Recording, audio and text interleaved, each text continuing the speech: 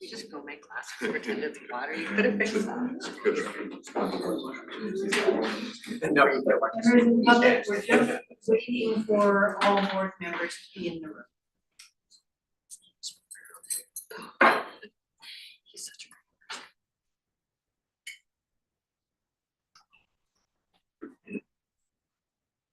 I don't know whether Daisy wants to come and be introduced in the middle while we're waiting. If he wants a snack. Daisy's such a slap, yeah.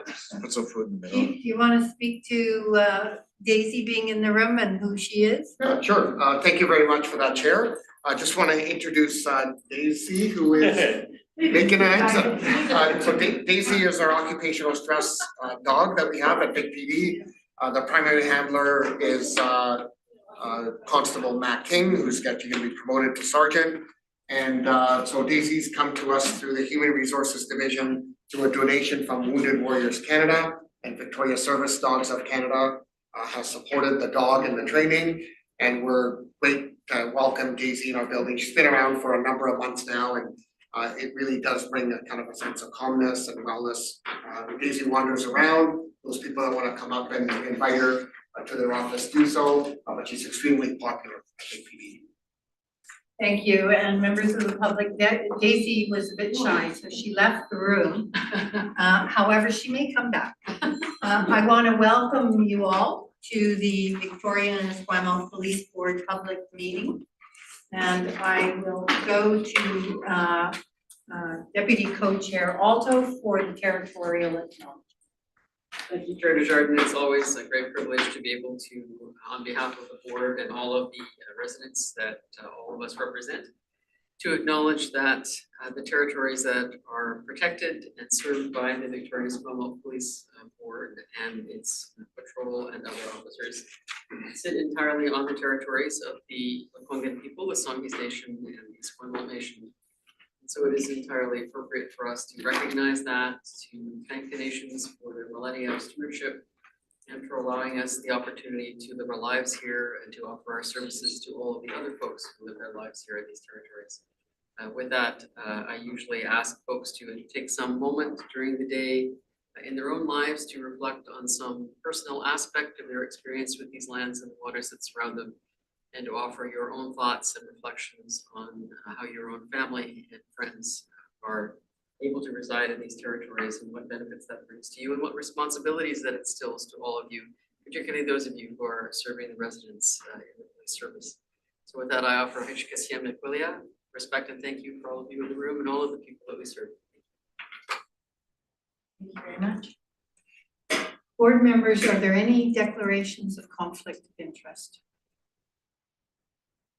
Okay, seeing none.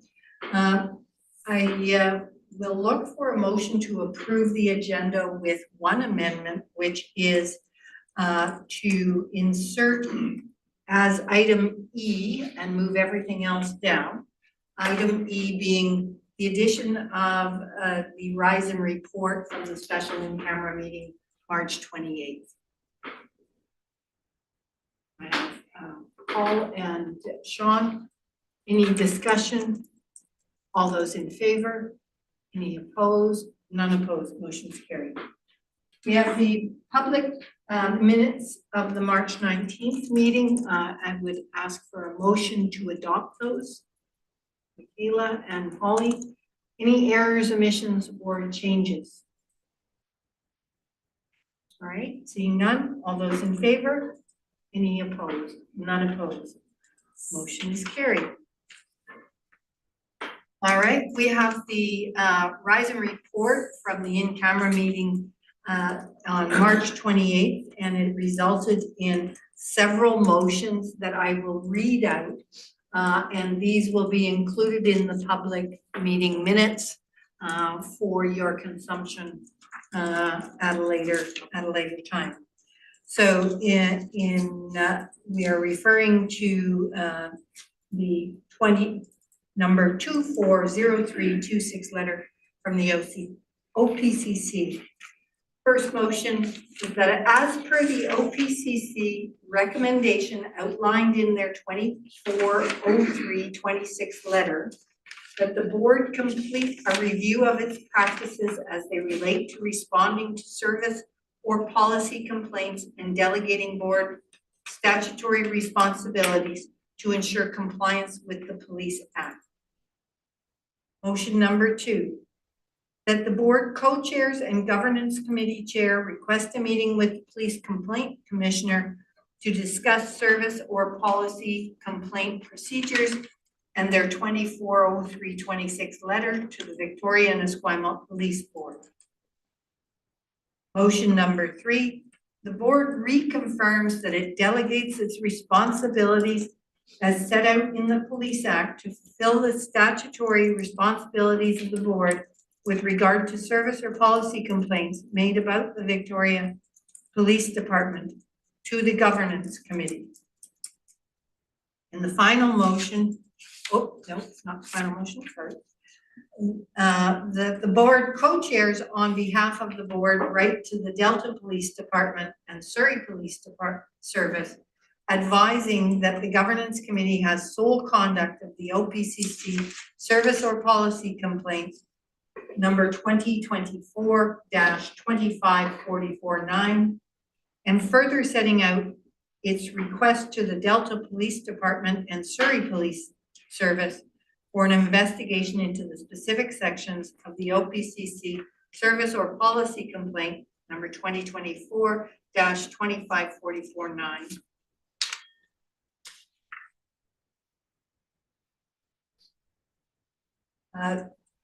That the board rise and report on motions number 2434 to 2437.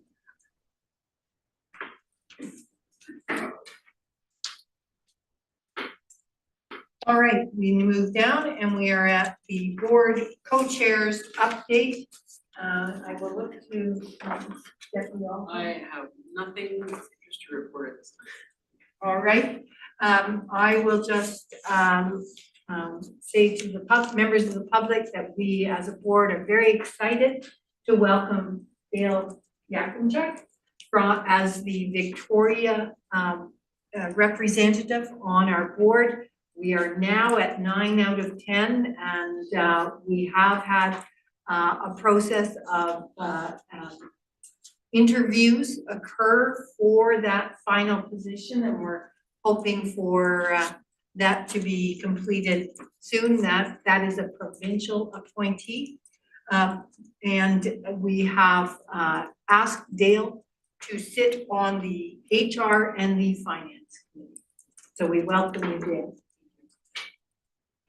We will now go to committees updates, and I will first look to Governance Committee. Thank you, Mayor. Governance Committee, we had a request from the Canadian Association of Police Governance to host their 2025 conference. This conference happens across the country, and it's kind of it's not our turn, but it's more of it's a West Coast time to hold this conference. And the Governance Committee discussed this, the benefits of organizing this type of conference and having the networking opportunities come to our city. So the motion that I will move is that the board approach the City of Victoria and the Township of Esquimalt to co-host the 2025 CAPG conference with the appropriate financial support. Is there a seconder to that motion? Michaela? All right, do you wish to speak further? You know, I think we can't do this alone. We're welcoming people from across the country to this great city. Of course, this police department serves two communities, the Township of Esquimalt and the City of Victoria. So it makes sense that we approach both of those levels of government to potentially consider some sponsorship with us, so we can do a joint type of conference and actually showcase the great cities that we have here in the West Coast. Michaela, do you wish to speak to it? No, except for, well, maybe I'll just give an update on the conversation I had with their executive director in terms of the workload for us. We talked about it at committee, but just to bring it to the board. Unless he's totally bullshitting me, it's not that much work for us, or it's not that much work for us.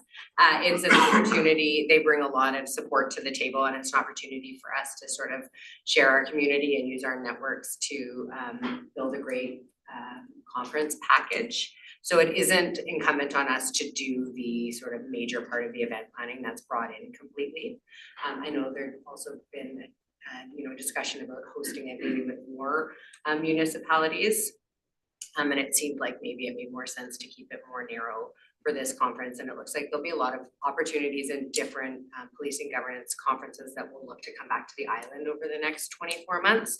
So I think this is a good opportunity for us, and I'm happy to support them in their planning and sort of be the liaison between the board and them. And if anybody has any questions, I did have a pretty robust discussion with them. Okay, I'd just like to ask the committee, because I had, when this first came to us, I had just approached other board chairs to see if there was interest, and there certainly indicated, they indicated there could be some interest. So I just want to understand the fulsomeness of the committee's discussion around understanding why we've decided not to look to the others. Well, I will attempt to, we discussed it. Of course, there is benefits of obviously asking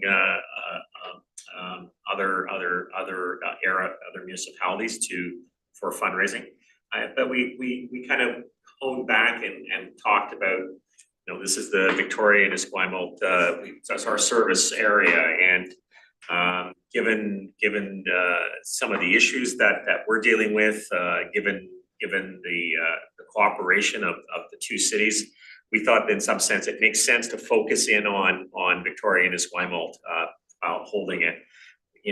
By adding other cities, you're not going to water down, but you kind of water down in some sense the focus of the conference. So it was effectively more just showcasing Victoria and Esquimalt, and that was kind of the main points. And then my colleagues on the governance committee, if I've misunderstood, please correct me, but that would be the focus of our discussion. Great. I will just add that another layer of it was the ability to make decisions more efficiently and effectively without having to engage with multiple different organizations. So that was one of the things that came to the table on that one. I just had a couple of logistical questions. Is there a sense of what month this would be in, and August, and ballpark of the number of attendees? 250 is the number of attendees that they look at to attract to this conference. So they like to line it up with the Canadian Association of Chiefs of Police conference. And they indicate that the most popular conference is always in Victoria, followed by Halifax. So they are expecting to have a significant number of attendees. In terms of timeline, they're hoping to have an answer by the end of May. They'd like to be able to organize the hotel and announce sort of the main details at the August conference. But yeah, they're expecting a pretty big group to be here, and there's quite a few activities involved in it. So I think it's valuable from that perspective as well. I would just say that, don't vote on this. I think it's a great idea. I'd be happy to support it, but I think that you also need to accommodate the fact that is peak season, and you may not get the conference center at this point. So it would be, if the board does choose to pursue this, you should pursue it quickly, and also be prepared to return to the board with some alternate locations within the region. There are a number of other opportunities, either at hotels or through the Simon Station and the Wellness Center, who could accommodate that number of people, and some interesting other opportunities as well. So I think it's a great idea, but you need to act fast.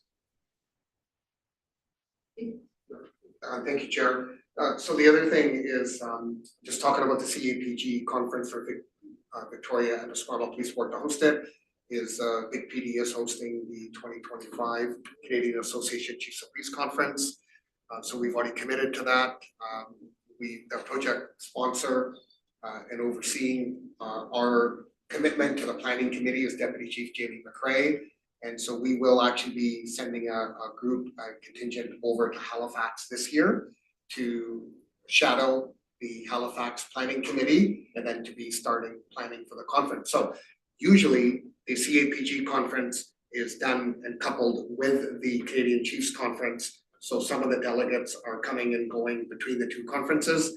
I can tell you that because we're going to be putting together with our own staff some of the mechanisms in the planning phase, if they happen to be needed for the CAPG conference, I shared with Michaela that we would certainly be able to kind of expand the role that we play and make sure that the board has the proper support that they have to get it done. But as Michaela mentioned earlier, it sounds like there's not a lot of work involved, but a lot of times they promise you that, and then when you actually start doing the work, there's more work than you thought. So we do have staff that can assist with that.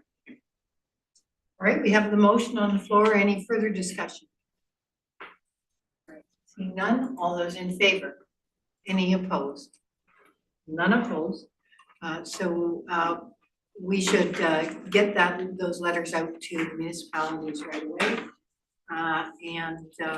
Michaela, it sounds like you should let them know to check in whether there's the ability to book the conference center at this point.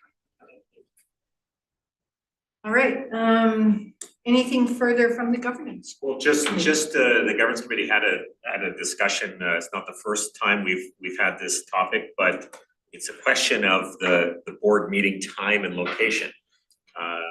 We've struggled with trying to find the perfect time that works best for board members and more importantly for members of the public if they want to participate.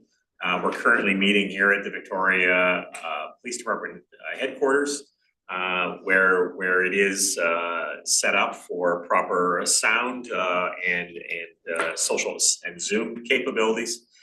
We had talked about, possibly taking the show and putting it on the road in some sense, but that sets off a whole bunch of other logistical questions. Most importantly, making sure that wherever we go it's accessible to everyone for all reasons. And so we didn't have any conclusion of this. It's kind of a work in progress, and we'll continue dialoguing with the governance committee, and if we can find the perfect solution, we certainly will let the board know accordingly. Any comments on that?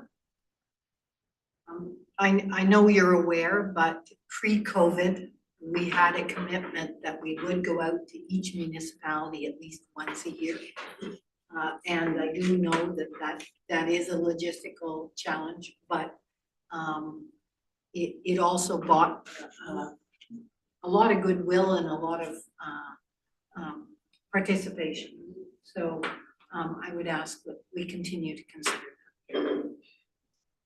All right, I will go to HR, which there doesn't seem to be anything in the report, but I'll look to the chair.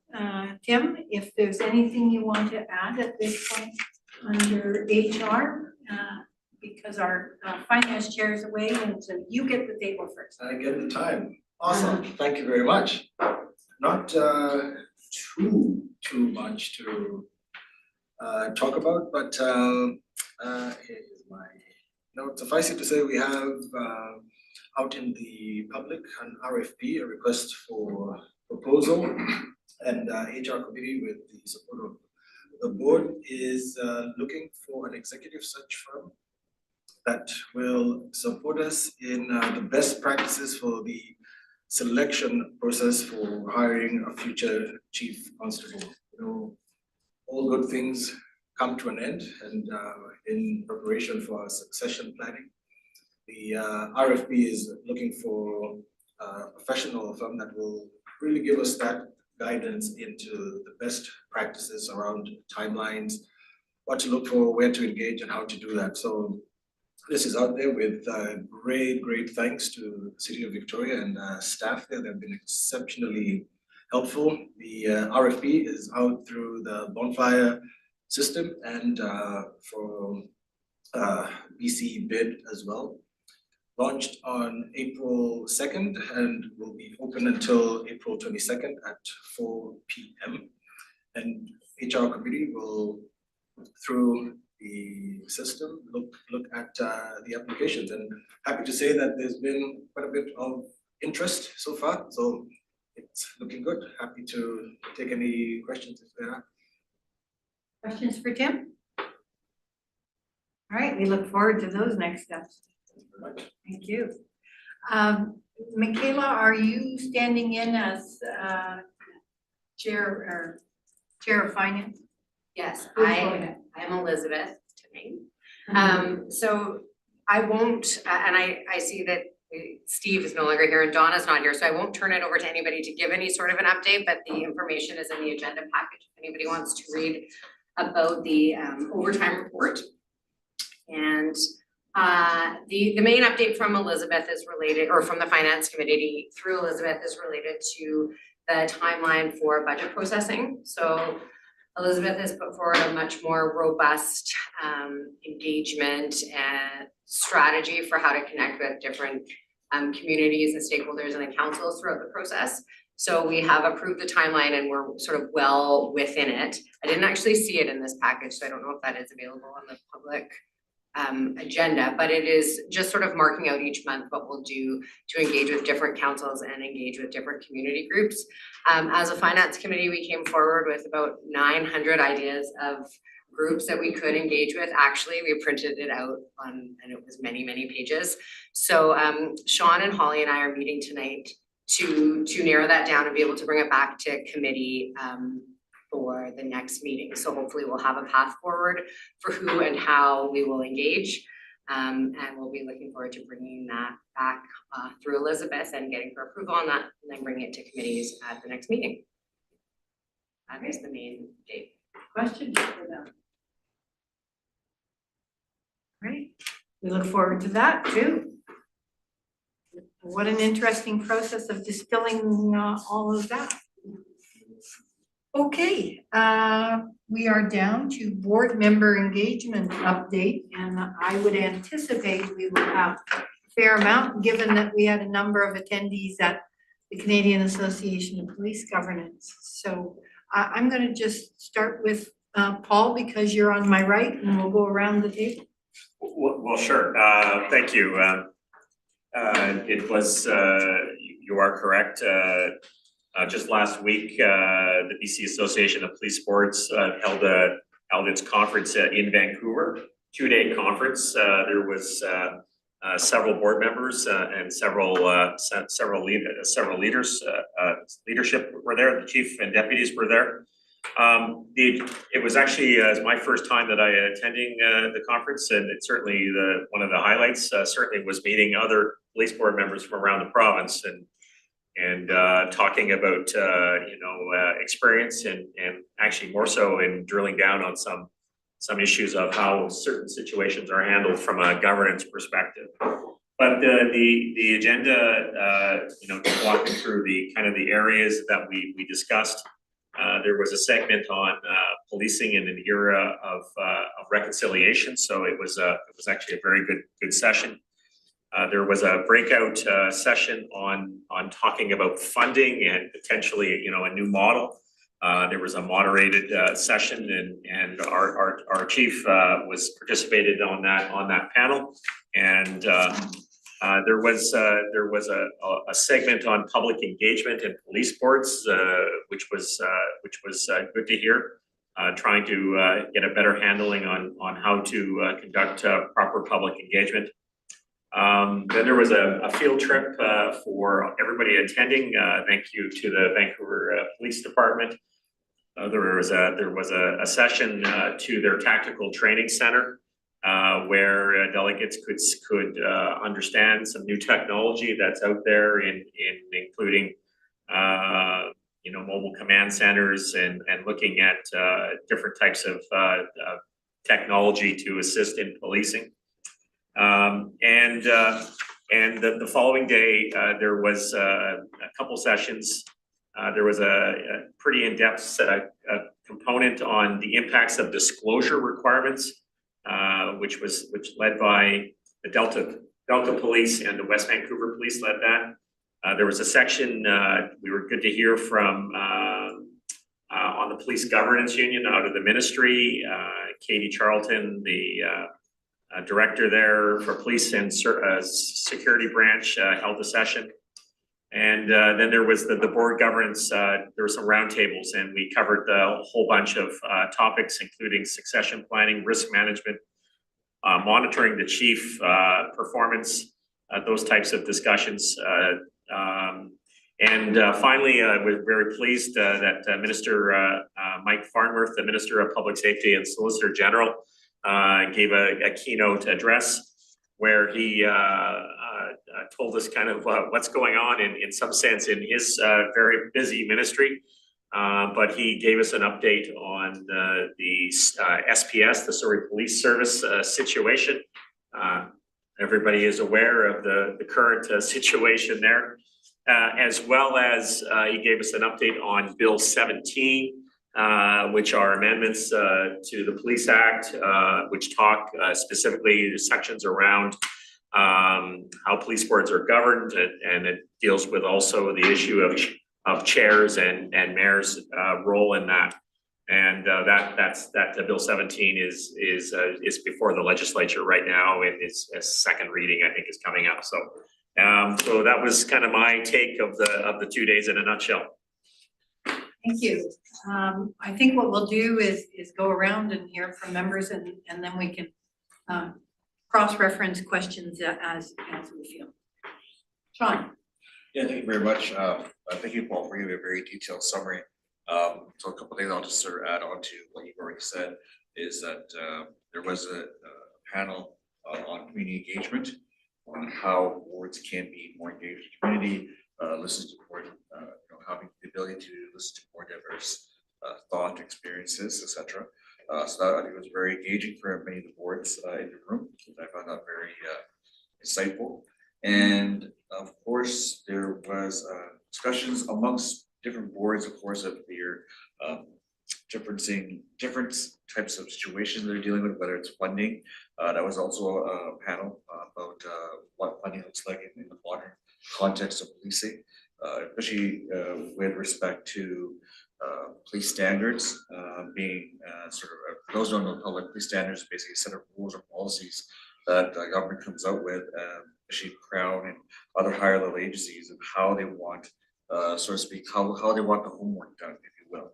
And of course, what used to be maybe a couple of pages is now turning out to be a binder full of documents. So therefore, our officers, not only in our board, but all boards across BC, are sort of trying to keep up with that demand and wanting to know how they can basically, make sure they put the best package forward for what information being requested of them, at the same time managing the budget and fiduciary pressures, because of course it takes time, and of course it takes resources. And some communities, may not be as large as ours, are struggling to sort of keep up. So that was very interesting to hear.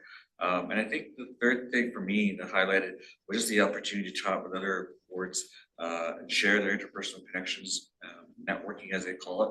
But I really want to say a shout out to the Vancouver Police Department, Chief Adam Palmer and his team, and for welcoming us and being very good hosts. And also want to thank the executive at the BCAPB, which are our Vice Chair, Kayla is on. And I want to also thank and recognize our board President, Rich Barnes, who also helps to be a VP board member. It is her final term, her final couple months.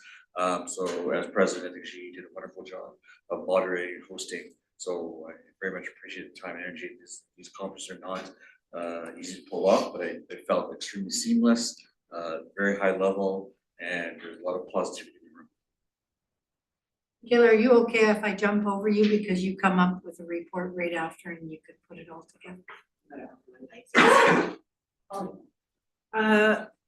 I think that my peers have spoken enough about actually what happened at the conference. I attended as well, and I guess my only report out would be that I would just want to reiterate the usefulness of attending these types of events. I think as a new board member, there was a lot of really useful information there, and just making those contacts so that you have people outside of the people in this room is really valuable, should you need to go outside and ask some questions or get some guidance on something. So yeah, I think it's important for the public to understand and support the board and staff and everyone in seeking out these educational opportunities. Thank you, Tim. Unfortunately, I didn't make it to the conference, but looking out for future activities, I did attend the police camp graduation, which was an amazing. It was good, and Chief, I think you'll speak to it. One of the cadets was a good friend of mine, and she was the one that needed Chief to get a glass of water. So I think those relationships starting early to recruit and show what policing is about is good, and for me it was a good opportunity to see that other side of service that the people in uniform are going out to engage with the youth. It was very refreshing, so thank you for that opportunity. Thank you, and thank you for attending. Marianne, we've already done ours, unless you have anything extra. Dale, you're just fresh in, but I don't know if you have anything you want to add. Well, I'm looking forward to contributing to the various committees. The board. Are there questions of each other? I have one. Was there any discussion around the Watson education that we're all taking? And in a sense of the value of it? Because I think it's pretty unique across the country that we have this organized education for governance. And also, the second part of that question is, have you heard of anything where we're getting to level 2? So definitely the feedback I heard from some of the senior board members, so like myself, I've been on board for a few years. I talked to other board members who, as long as I have, deeply appreciated the Watson training. And we wished that we had received similar training when we joined 3 or 4 years ago, because it really puts us into a better place in terms of where we can ask the questions that we need to ask, and of course, understand the level of confidence that we can bring to the table, because you don't know what you don't know when you come onto a police board. And for those members of the public that might be interested, it is very much you do fly blind to a certain degree, and you learn as you go. So Watson was definitely appreciated. We did have a member on a panel from Watson training, and then they believe the conversation was correctly that that Katie Charlton referenced that the Watson training will become mandatory, a certain aspect of it going forward. And I believe the uptick of the current is 60% of the police board members of all provinces have taken the training. Right? So that's the current stat. We imagine they would want that much higher at some point. And your question about next level, I don't recall Katie mentioning that part. So my assumption was on the first iteration of making sure the attendance is there, but it likely will be a mandatory requirement. But yes, it was referenced in several of the panels and conversations, whether it's Watson community engagement, Watson government, Watson governance, or Watson finance. Many of us would reference some of the best practices, and you can see this in many of the boards, like say Delta, Abbotsford, for example. The conversation I had, were very much using that and incorporating it into their documentation and trying to get to a better, sort of a better place. And so it is very much appreciated. I hope that answers that question. Yeah, there was no mention of a level 2, but I think it is very valuable to note that Katie did make mention of the fact that they are constantly adapting the education. So as things change, they're working through that to incorporate required changes into the training. So, which is really great, because oftentimes that doesn't happen when you have kind of canned training stuff. So that's really good, and they're making some adjustments currently to the first iteration of it. Fantastic, thank you. If there are no further questions, I will go to Michaela. Okay, thank you. From a BCAPB executive update, the conference was a success. We had about 95 participants and we were able to cover the conference costs and earn a little bit of money to fund the organization. At our AGM, we passed 7 of the resolutions, including the resolution put forward by our board. And it wasn't necessarily easy to get all the resolutions through that people put work into, but I was really pleased with the way things ended up. I would also like to share a few of my key takeaways from the conference, and some of it I'd like to bring back to the board in a bigger way when it's appropriate. My first and most important takeaway is that the chief's attempt to make fun of me for liking ride-alongs backfired. And I have now been invited on so many ride-alongs. I'm actually never gonna be in town for board meetings because I will be participating in ride-alongs everywhere else. One of the presentations that I really enjoyed and wanted to bring forward was the presentation on the BC First Nations Justice Council Justice Strategy. So I asked and received a lot of that information to share with the board. It's quite comprehensive, but there is potentially an opportunity for us to have a sort of smaller and more distilled presentation in a public session about that in the future.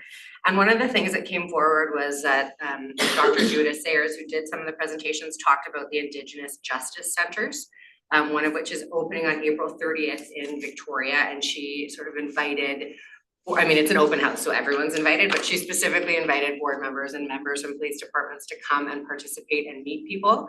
So I know that's been shared with the senior leadership team, and I will be sending that out to the board in case anybody is able to come and build those relationships and sort of, I like the idea that it was just, an invitation was just made and there's an opportunity to follow through on it very shortly after by attending.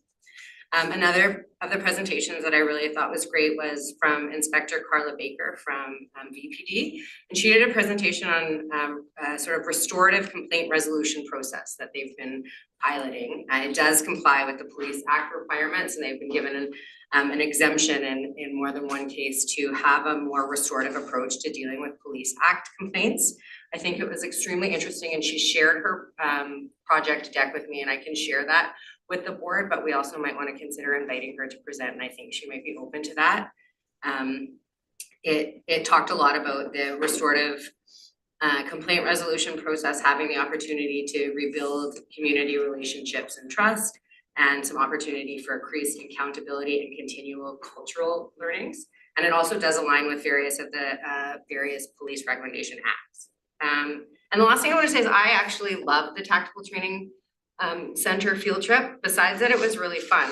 It was extremely interesting and valuable to go and see and touch and feel and try a lot of the equipment that the officers are using, and look at the different products that officers are using. I found it interesting to handle and look at the RWIN, which we're reading about in the current public investigation. I had no idea what that was and what that looked like. VPD put on an extraordinary spread to host everybody. There was an opportunity to try virtual reality and firing tasers. It was really interesting to look at things like the current approved model of taser and try what that feels like and compare it to the next model of taser, which hopefully, you know, the BCAPB did pass a resolution to advocate for that. It's so much easier to use. I could use the newer model. And I think that's really interesting to get some of the perspective of what the actual equipment is, and to look at all of the things that GVERT has with them, and to be able to have a discussion about how often they need to replace those items, how often new technology comes along that would make their helmets or their cameras more lighter and easier to use. So similar to when I've spent time doing anything like a ride along or in the records department, I got a lot of really valuable perspective, and I don't think I've spent very much time thinking about the equipment that we're using at VPD, or talking about that and understanding the costs of maintaining, upgrading, and dealing with new technology. So besides that, it was fun. I learned a lot at that particular presentation. So that is my BCAPB update. Oh, and next year's conference will be in Delta. Thank you very much. We look forward to your ideas coming forward for some speakers coming to governance, I guess that would be. All right, any questions for Michaela? All right, if not, we'll move down and we have the Chief Constable's update. Perfect, thank you, Chair. So my written report is in your package on page 19 of 25. I'll just highlight a couple things, what board member Tim was talking about. The first item listed in my report is attending the Greater Victoria Police Camp graduation ceremony. And so thank you to Michaela and Tim, who represented the board at that grad ceremony. So this is an 8-day camp. It's put on by police leaders. It's a leadership camp for primarily students in grade 11 and 12. There was room for 50 students. There was 100 applicants for the 50 positions. We then were able to expand the size of the class from 50 to 60. So we only had to turn 40 students away. So it's extremely popular, very well attended, and each of the different groups selected a valedictorian student to come talk about what they had learned from the camp. And it's just very inspiring to see and how moved they were and what they learned.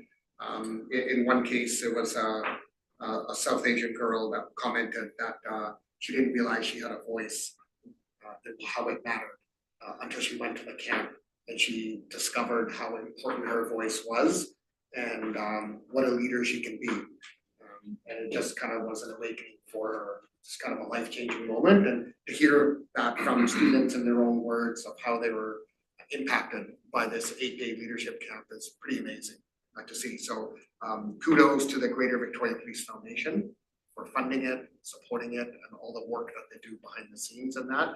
And also to the Kim Massey, who was the camp director. The PD did have staff that were there as team leaders, as did every other police agency. I've started my spring chiefs updates. So you see a number of entries there where I'm going to the watches. I've kind of changed it around this particular time around. I'm actually asking the supervisors and each unit lead to come up with the questions from their work groups. So the questions and my briefings are tailored to what members and staff want to hear from me. So they're coming up with a subject matter of my topics, and then I'm able to talk about those. Also, yesterday I was at Claremont Secondary, was Mr. Macri's Law 12 class. He had back-to-back classes. Presented there, I've been doing that for a number of years, very well received. And this morning I provided the chief's update. I was with Mayor Alto today at the Chamber of Commerce AGM, and I was a panelist on community safety, very well received. And that's the update that I have for my written report. And I'd like to turn, I have one other update, and then I'll turn to Deputy McRae for an ops update. There's, I flagged this for the board. There was a review that was done regarding Canadian Armed Forces sexual offenses that occur on D&D property or with military personnel. And there was, Justice Arbor had done a report after there was some extremely high profile cases of sexual misconduct, some of which were involving high level ranking officials and officers in the Canadian Armed Forces. And what happened is in that review, a recommendation was made that the military police no longer held the public's confidence in conducting investigations around sexual misconduct, especially when they were related to senior leadership within the Canadian Armed Forces. And the recommendation was that they should be downloaded to civilian police agencies. Well, the Victoria Police Department would be one of the civilian agencies since we are the police of jurisdiction around CFP Esquimalt. There are a significant number of files that would be delegated down to us and downloaded to VicPD, and that created a bit of a challenge. So I've been working with the BC Chiefs of Police. I'm working with the Ontario Association of Chiefs of Police with a number of military bases in the province of Ontario. They've taken a very principled stance that if there is going to be investigations for sexual offenses investigated by the local police department, there needs to be an MOU, one that talks about resources, one that talks about funding. If we are to restore the confidence for survivors of sex offenses, then we need to be able to do timely investigations, make sure that we're providing trauma-informed care and using trauma-informed practices and doing investigations, many of which are complicated, especially if an individual in the Canadian Armed Forces is moving around from base to base, and maybe is even a national investigation that our departments have to undertake. So the unfortunate part of that is that last month, the defense minister, Bill Blair, has now decided to introduce legislation to remove the Canadian military's jurisdiction to investigate sexual misconduct investigations. Basically, they're changing the law federally, which they have every right to do. So they're gonna amend the National Defense Act. We were at the table wanting to make sure that there was gonna be an MOU. I don't know if that's gonna happen. We are still continuing to advocate for that. But this may come to Vic PD now, but without any MOU. I'm hoping we can still negotiate something. I can tell you that the ministers at the provincial level are in discussions with their federal counterparts in looking at a kind of a national solution to this. But with this latest news of amending of the National Defense Act, in the end, we may get left with handling these sex offense investigations without any MOU in place and any money or resources. So I just share that for the board of yet another concern that may get downloaded to the Vic PD. Our next update, I'll just pass over to Deputy Chief Jamie McCray, just on ops. Jamie, I know you want to touch base on some of the recent stabbings we've seen and another few updates for the board. Yeah, for sure. So just a couple of updates to share with you. Obviously, starting off with a series of stabbings, which you would have been aware of, two of which resulted in homicides. I won't say much about those other than to say that the Vancouver Island Integrated Major Crime Unit is working diligently on those files, and there is progress being made on those files. So, and we're working obviously very closely with them on those. There is, we've had a number of other stabbings as well. I will say that it's not really outside of our expected norm or expected, type of crimes that we see. However, we do have some concerns with knives, edged weapons, stabbings, things like that occurring in our communities.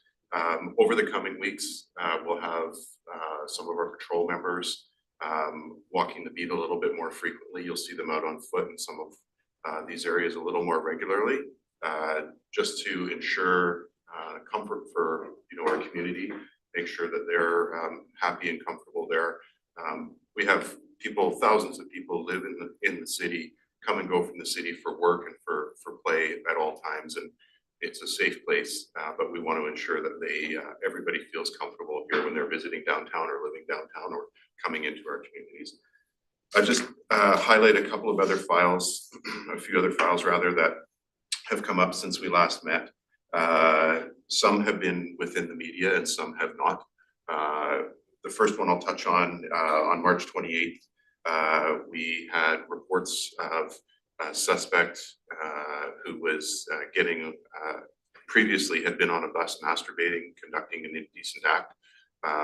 There was some indication that this was an ongoing activity, so some of our patrol members who work in plain clothes but still in a frontline patrol capacity conducted surveillance of the suspect, and fairly soon after had him boarding a BC Transit bus and again starting to masturbate on the bus, conducting this indecent act while young people, including children, were present on the bus.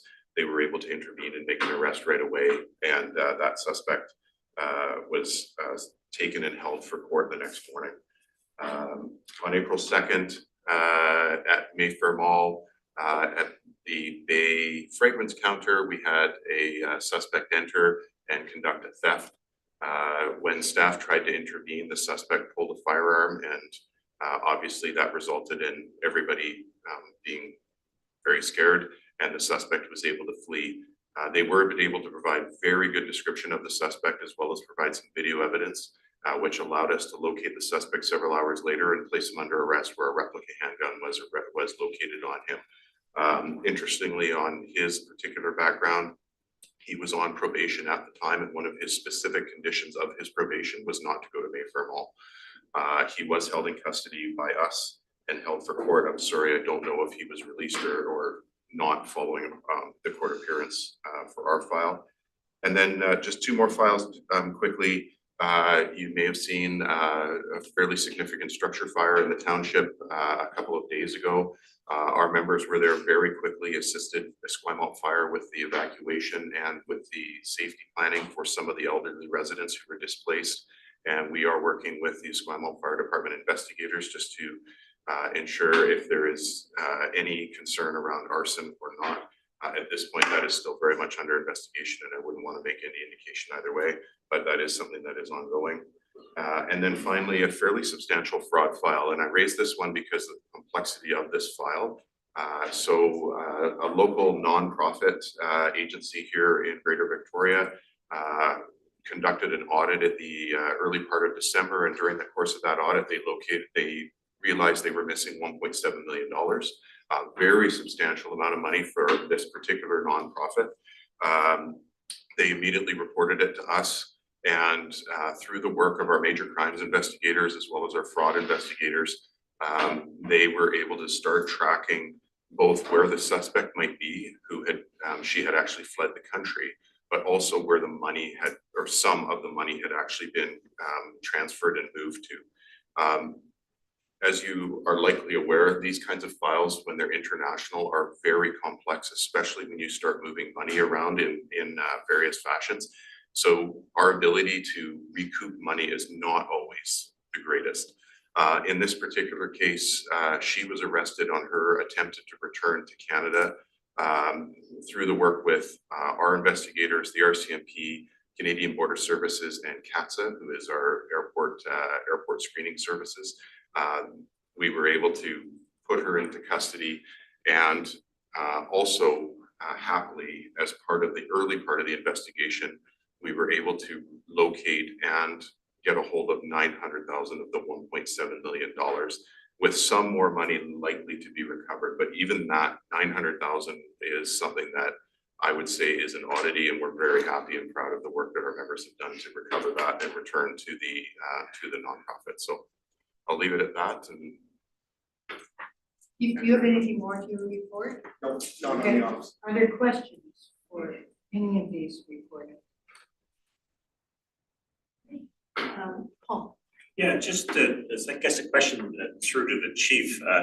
I noticed on several social media feeds over the last couple of days, it was reported that the Victoria School Board Chair is expected to issue a statement on the school police liaison program. I'm just wondering, have we been given any heads up of what this announcement is? Any communication with them regarding this whatever is happening?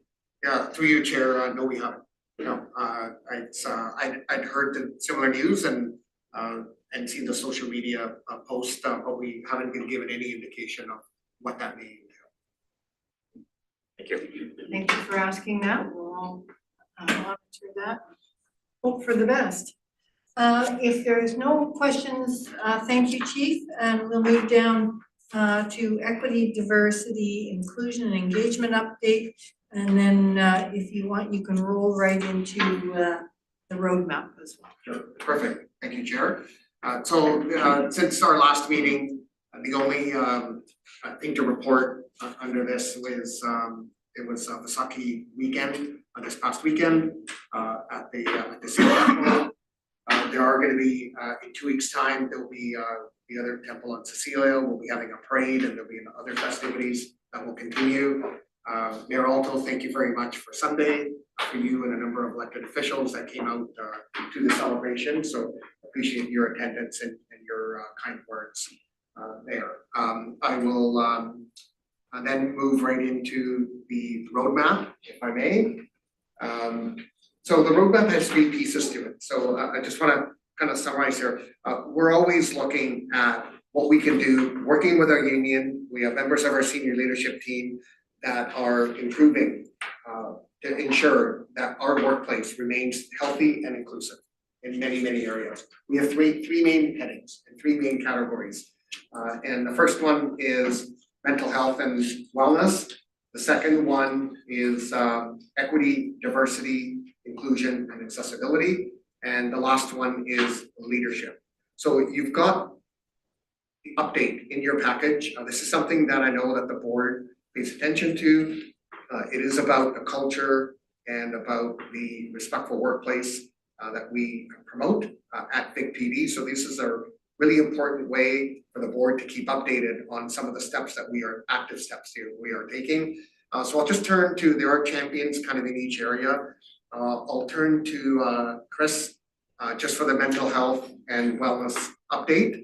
And Chris, I'll leave it to you how you want to lead that. Okay, I feel like because the information's in the package, I just open it up to anyone has any questions rather than reading them all out. Any questions by board members? Okay, perfect. Thank you for that, Chris. And the same thing for equity, diversity, inclusion, and accessibility.